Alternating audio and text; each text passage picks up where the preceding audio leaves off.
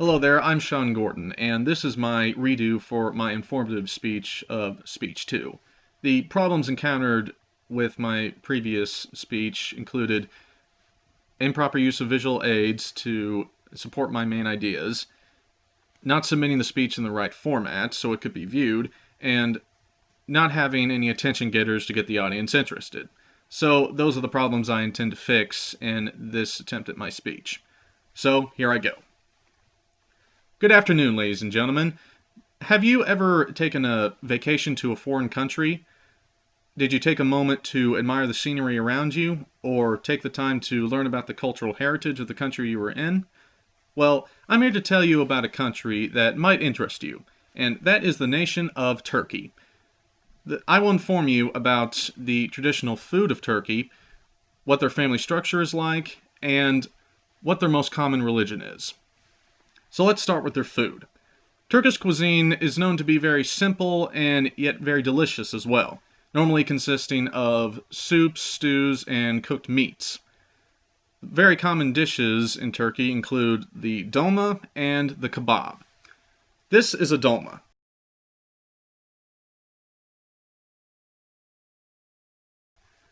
A dolma mainly consists of vegetables like spinach, eggplants, tomatoes, or cabbage, wrapped or stuffed with some rice or some grilled meat. This is a kebab.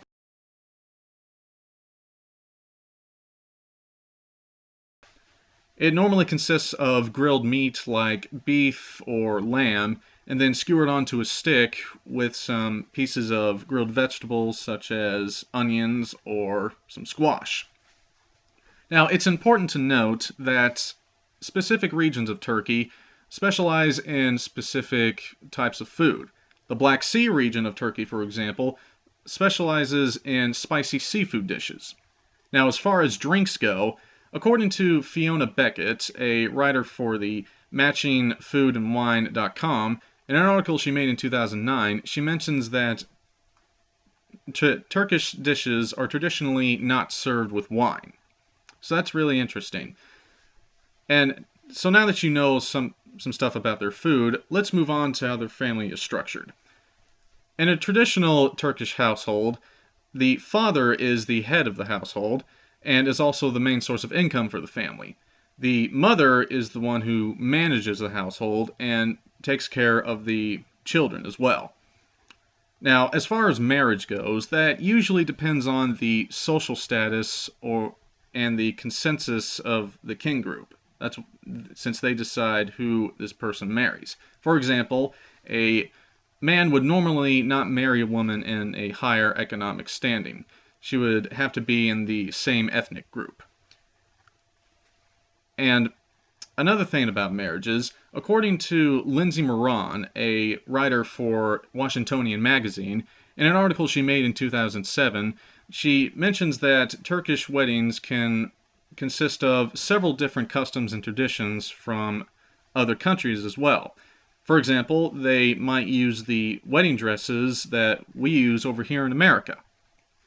So now that you know a little bit about their family structure, let's talk about their religion.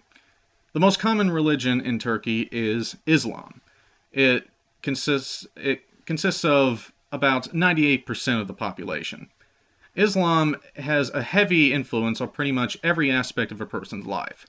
Everything from what their name is at birth, who they marry, of course, and even how their funeral proceeds. Another thing about Islam is that, according to Barak Sanzal, a tour guide over in Turkey who has his own website, allaboutturkey.com, he mentions that Islam is an Arabic word that means submission, and it also comes from a word that means peace and forgiveness. So that's very interesting. Islam also has many traditional rituals, such as the month of Ramadan, which is also known as the month of fasting. Islam is also represented in the country's flag, as you can see here.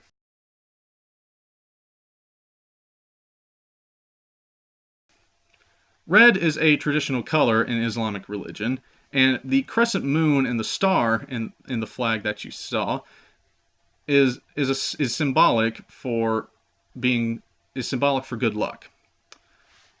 So, people, I have informed you about the food that is served in Turkey, what their family structure is like, and about their most common religion, Islam.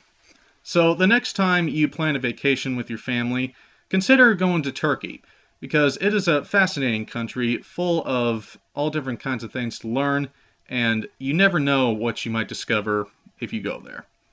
Thank you for your time, everyone, and have a good day.